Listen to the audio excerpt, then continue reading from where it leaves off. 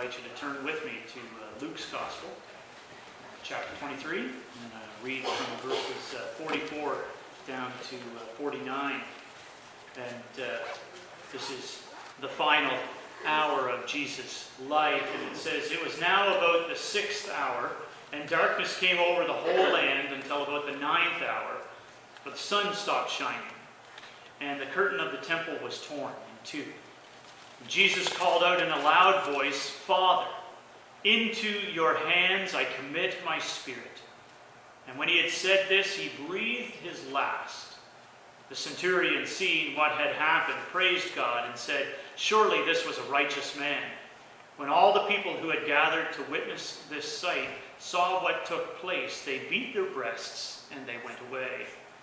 But all those who knew him, including the women who had followed him from Galilee, stood at a distance watching these things." This morning, as we look at the character of Jesus, as we look at his character, we see three things, or we hear three statements from the cross that he shares. And so this morning we're going to look at those three statements. But as we begin, I wanted to share with you a little bit of a story from my own life. When I was 16 years old, in October of 1986, I had accepted Christ. And it was the following Easter that the pastor at the time, Bill Heatley, he would always get the youth group to do the sunrise service. And it was always one of the youth that would bring the message. And so I was only 6 months old in the faith, and I was chosen to be the one to share the message. And I had prepared 6 pages of handwritten notes, and I thought that I would be, like at least 20 minutes. Well, I think it was 10, and that's stretching it. But the funny thing is that my first sermon, and I was preaching along, and I started thinking about when he died. I said something to the effect of, it was like 3 or 4 days later that he rose from the dead. I know now it's 3, of course, but at the time I was so young in the faith, so green, I had no clue. But anyway, last week, however, we looked at the subject of when we struggle. And we looked at Jesus, and we looked at that night that he and his disciples gathered at the Garden of Gethsemane. And we saw 2 struggles that he had. The first one was he was struggling with what lay ahead. That was that he was struggling with going to the cross. But we find in Luke 22:42 the resolve and the character of this man shining through, where he says, "Father, if you are willing, take this cup from me, yet not my will, but yours be done." First and foremost, what he wanted the most was to do his Father's will and to follow him. The second struggle that we looked at last week was the betrayal of Judas with a kiss. And we've all been betrayed. And it is what we do with that betrayal. What we do with that betrayal. Jesus, one of his disciples lopped off the ear of one of the servants and he healed him. Put away your swords. Judas, he didn't have such a good time. But I know Jesus from the cross, as we see this week, he said, "Father, forgive them." And I know that was not just for those who were there, but that was forgiveness extended to Judas as well. And the best way to overcome our own struggles, last week we looked at, it was to turn to God in prayer and to seek his truth through the Word. So this week we turn our attention to the foot of the cross. And in Luke's Gospel we see Jesus and the 3 things that he said from the cross. And so today we're going to look at these 3 final words that we find. I've spent many a time with people when their loved ones are dying. And with my own father. And one of the things that people always remember are the last things that were said. And here are Jesus' last words that he's sharing before he dies. And they're remembered. And they're written down. And they're shared. And so we come to that first statement in Luke chapter 23, verse 34, where it says, "Father, forgive them, for they do not know what they are doing." As I shared with the kids, he's looking out over this crowd.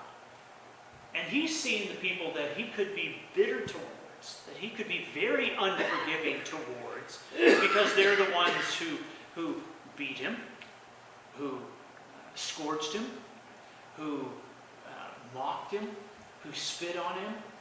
They're the ones that nailed him to the cross. They're the ones who called for his crucifixion. And yet he looks out and he sees them. And what wells up in his heart? Forgiveness. An overwhelming sense to forgive those who placed him there. And the amazing thing is that God answered that prayer. God answered that prayer, and he opened the way of salvation even to Jesus' murderers. And as we see, even to the thief that was there on the cross with them. Jesus opened up that way of salvation. And in Matthew's Gospel, we see an interesting statement from one of the Roman centurions in Matthew 27:54, where it says, "Surely he was the Son of God."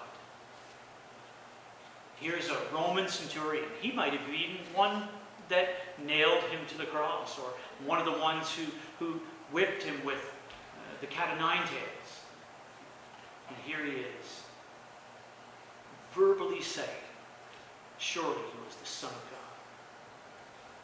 And then in Acts chapter 6, verse 7, this is a little ways away from the cross. But the interesting thing that we see in Acts chapter 6, verse 7, is it says this, it says, "So the word of God spread, and the number of disciples in Jerusalem increased rapidly, and a large number of priests became obedient to the faith." These would have been the Pharisees, the Sadducees, those that were part of that ruling class, the priests who put Jesus on trial and made sure that he went to the cross, coming to believe that Jesus was the Son of God. You see, Jesus, in forgiving them and offering forgiveness, opened the doors of salvation. Opened those to so many people, to everybody. It's available to everybody. Not everybody chooses that, but it is open to everybody. And so, we see that Jesus offered forgiveness. I was reading once in a book by Roger Carswell. It's a book called How Small a Whisper. And he relates an interesting story. And I may have shared this story with you before, and I apologize if I did. But it's of a Christian family's response to tragedy. In May of 1987, 39 American seamen were killed in the Persian Gulf when an Iraqi plane hit their ship with a missile, the USS Stark. And I found a picture of it. On the side of the ship, there's a big hole because a missile hit the ship. 39 men died that day. After that, the newspapers carried a picture of the son of one of those seamen. I couldn't find the picture, but it was of a shy 5-year-old little boy by the name of John Kessler. And he was standing with his hand on his heart as his father's coffin was loaded onto a plane to take him back to the United States. His mother said, "I don't have to mourn or wear black because I know my husband is in heaven, and I am happy because I know he is better off." Later on, she and the young John sent a letter and an Arabic New Testament to the pilot of that Iraqi plane and addressed it and said this: "The man who attacked the Stark, Dad's ship, in the hope that it will show that even the son and the wife do not hold any grudge and are at the same time praying for the one who took the life of our father." Can you imagine? Offering forgiveness. Offering forgiveness. You know, there's one other person that I haven't mentioned this morning that's I find interesting, that sometimes we overlook, and that's the character Barabbas. Before Jesus was placed on the cross, Pilate had a conundrum, a decision to make, because on the Passover weekend, he would always release one of the prisoners. And he thought that this would be a great opportunity to release Jesus. Because, well, Jesus, he said, I find nothing to accuse him of. And, well, Barabbas is a leader of a rebellion. He's a murderer. And so he says, who should I release? Jesus or Barabbas? And the crowd, what did they yell? They yell for Barabbas. To release Barabbas. Think about this. He's a murderer. He was going to be crucified. Jesus took his place. He stepped in. He stood in for him. And here's someone else who, was offered forgiveness for someone to stand in his place. He received life and freedom because Jesus died for him. You see, when we do wrong, one of the things that we need to know is that Jesus rescues. Jesus offers us the rescue of forgiveness. Father, as it says in Luke 23:34, Father, forgive them, for they do not know what they are doing. The second line that we see Jesus saying from the cross is to the criminal who's been crucified with him. And Jesus says to him in Luke 23:43, he says this, he says, I tell you the truth, today, not in 2 weeks, no, today you will be with me in paradise. You know, something I find interesting is that this dying criminal had more faith in the person dying next to him than his disciples did at that very moment. The disciples, they continued to love Jesus, but their hope of a kingdom coming were shattered. They didn't understand. They went into hiding. As one of his followers said just 2 days later in Luke's Gospel, chapter 24, verse 21, he said, we had hoped that he was the one who is going to redeem Israel. He still didn't understand. But by contrast, we have a criminal, one who's accused and dying next to him, that looks at this man who's dying and says, Jesus, in Luke 23:42, Jesus, remember me when you come into your kingdom. Remember me. By all appearances, it's done. There's no kingdom. There's no rule. There's no reign. It is finished. But how awe-inspiring is the faith of this man who alone saw beyond the present shame, the present sacrifice, the present hurt, to the coming glory.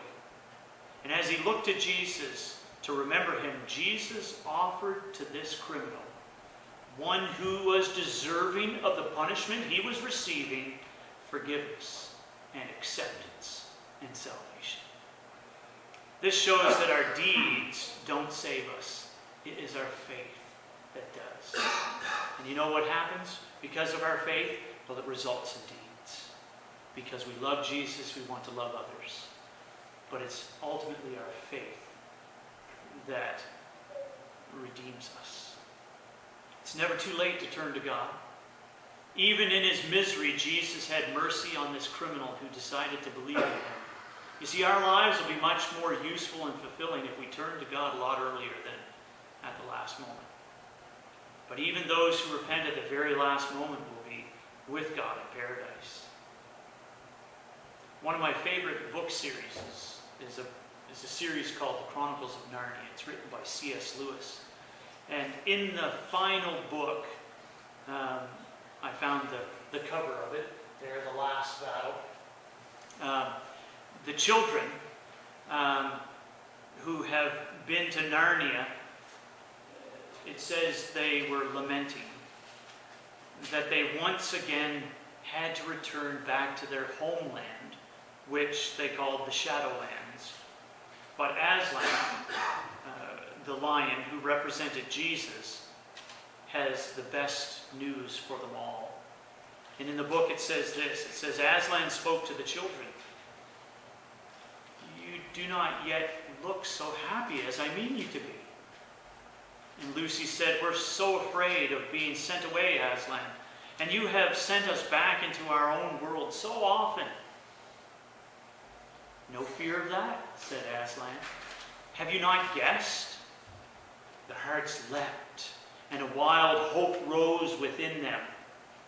There was a real railroad accident, said Aslan softly. Your father and your mother and all of you are, as you used to call it, in the Shadowlands. You're dead. The term is over. The holidays have begun. The dream has ended. This is mourning. And as he spoke, he no longer looked to them as like a lion. But the things that began to happen after that were so great and beautiful that I cannot write them. And for us, this is the end of all the stories. And we can most truly say that they all lived happily ever after. But for them, it was only the beginning of the real story. All of their life in this world and all of their adventures in Narnia had only been the cover and the title page. Now, at last, they were beginning chapter 1 of the great story, which no one on earth has read, which goes on forever, in which every chapter is better than the one before. Many people have said, this world, this time is it's like a dot, and eternity is, forever.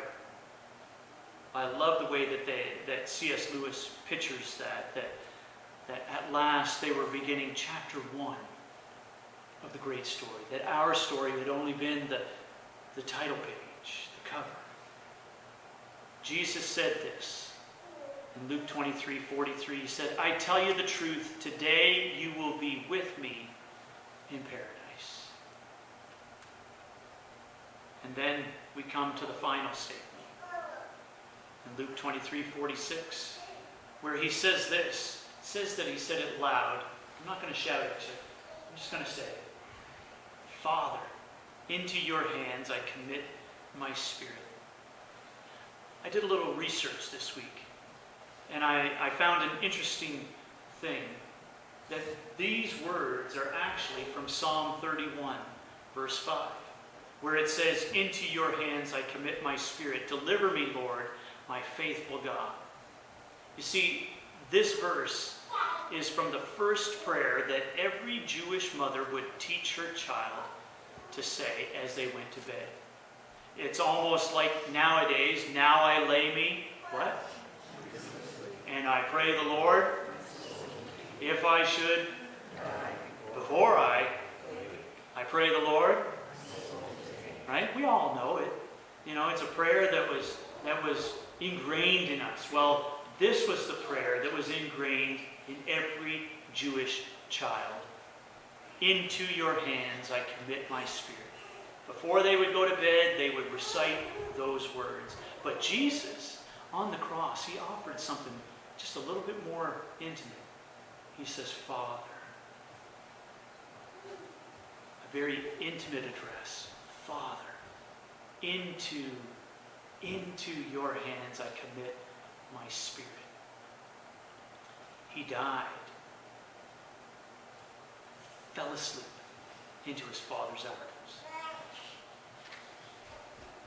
I know you've heard this poem before. I know you've read it before.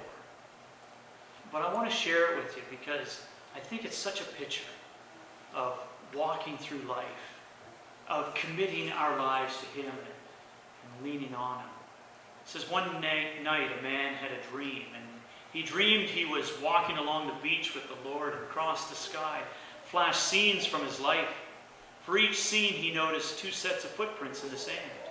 One belonged to him, the other to the Lord.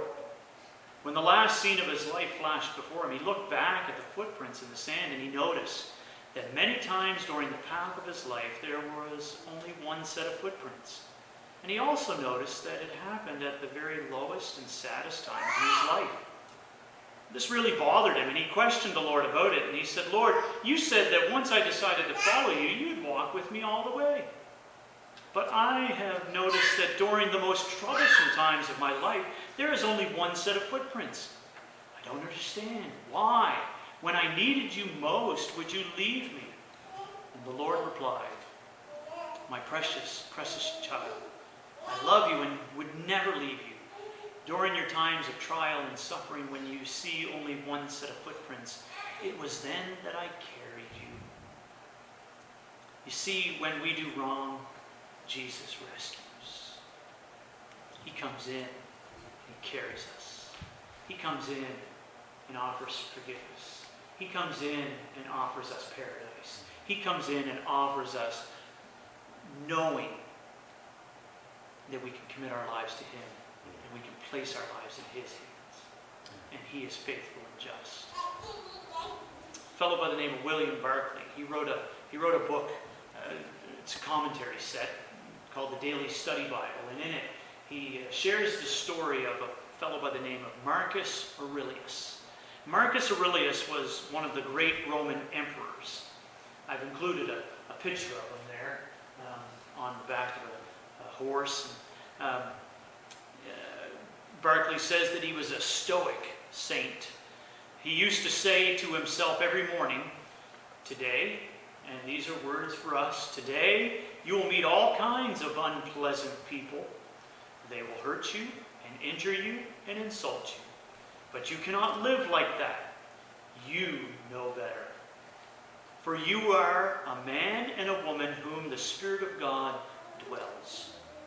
Others may have in their hearts the unforgiving spirit. Others may sin in ignorance, but we know better.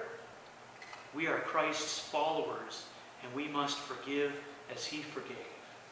We must live in the hope of knowing that there is more to this life than what we have here. There is paradise for us that follows. And that if we commit our lives to Him, we can know that safe and secure in His arms. Jesus said these three things from the cross in Luke's Gospel. Father, forgive them, for they do not know what they are doing. I tell you the truth, today you will be with me in paradise.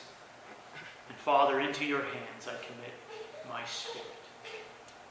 May we today commit our lives to Him in ever-increasing ways to live lives of forgiveness and live lives of trust, obeying Him, living for Him, and loving for Him.